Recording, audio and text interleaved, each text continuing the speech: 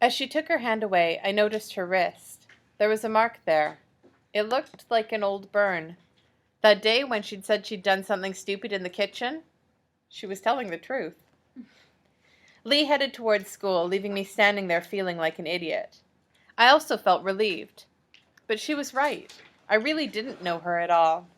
I promised myself I'd be nicer to her from now on, and try not to say anything stupid. I went back to the school and found out the rest of the rumor. It was Mouth. That's what they meant by the weird kid. Nobody seemed to know for sure whether he was still alive. It completely freaked me out that I'd seen him last night. What if I was the last person he'd talked to?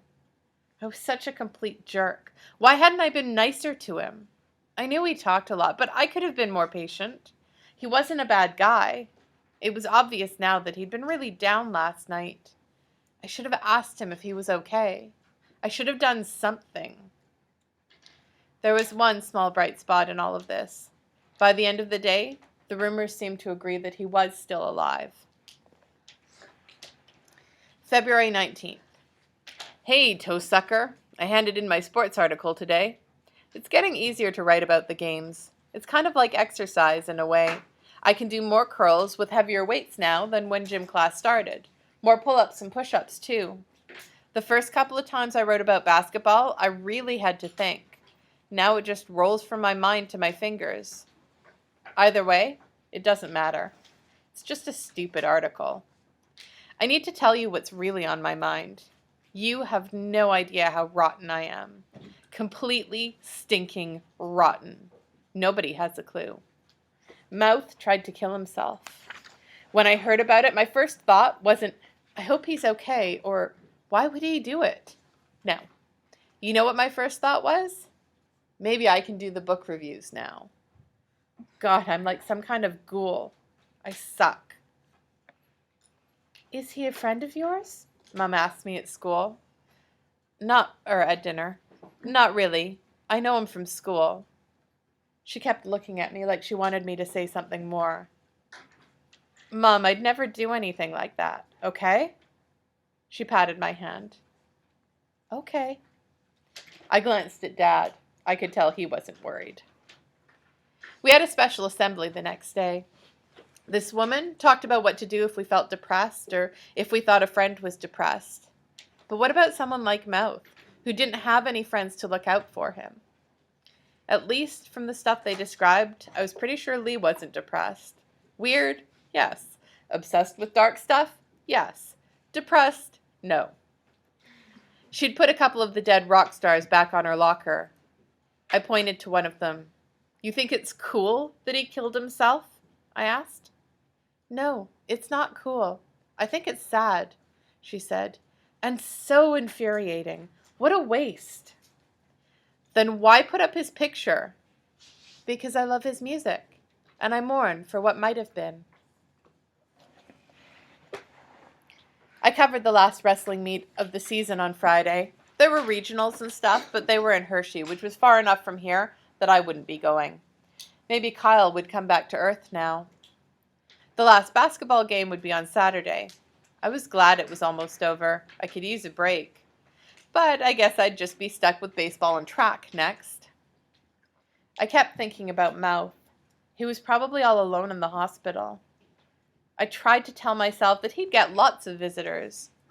But I knew that was a total lie. Nobody would go to see him. He didn't have any friends. Even if he did, the whole suicide thing was incredibly hard to deal with. Saturday, after the game, I went to the hospital. When I walked in, I got the same creepy feeling as when I'd gotten the box from Toby's parents. That was stuff from a dead kid. This was a kid who wanted to be dead. A kid my age. He tried to hang himself. Damn, I couldn't believe how easy it was to think that. He tried to hang himself. And how hard it was to make sense of it. Lucky for him, the ceiling fan broke. He lived. But he'd screwed his throat up. He had a notepad because he couldn't even talk right now. He didn't even bother to write anything much other than hi. So I just babbled about stuff. But he seemed happy to see me, which made me feel guilty. After 10 or 15 minutes, I was too creeped out. Every time I looked at him, I thought about him dangling from the ceiling. What if he'd tied the rope to something sturdier? He'd be dead right now. I made up an excuse and split, which added another layer of guilt to my load. I went back on Sunday. This time I brought him some books. He handed me a book, too, along with a note. I was going to review this. Can you? For a minute, I couldn't talk either, or breathe, or swallow. I felt like such a bastard. I'll try, I said. He moved his lips. No sound came out, but I could tell he was saying thanks. I looked at the book, expecting another Bucky Wingerton adventure, but it wasn't anything like that. It was a new collection of short stories about vampires. Some of my favorite authors were in it. I read the whole book that night, but I couldn't bring myself to write a review, even though I was dying to tell people about it. I'd feel like a vulture if I did that. By Monday, the jokes had started. It was always like that. No matter how bad something was, sooner or later, people started making jokes. Sick jokes. I heard all sorts of versions of how Mouth just wanted to hang out or hang around. A real swinging dude, all choked up. None of it was funny. Just as I was about to walk into my art class, Danny Roholm grabbed my arm and said, "I know why Mouth did it. He wanted to get away from hearing himself talk." He started to laugh. Something inside me exploded. I shot out my hands and slammed Danny against a locker. It happened so fast I didn't even know I was doing it. He looked like he was going to take a swing at me, but I stared him down. There must have been something in my eyes. My face felt like it was washed in flames. After he slunk off, I realized I was shaking. I'd never done anything like that before. Damn, where'd that come from? It was like something Wesley would do, except if he'd done the pushing, Danny wouldn't have been able to walk away. Maybe you are who you hang out with. At the newspaper meeting, after talking about how awful we all felt, Mandy said, "Who wants to handle book reviews until Loudon gets back?" A couple hands shot up. I kept mine down. Mandy looked right at me anyhow. I shook my head. "You sure?" she asked. I nodded. "I guess we'll shift you to baseball and track, Scott," she said. "Okay?" Fine.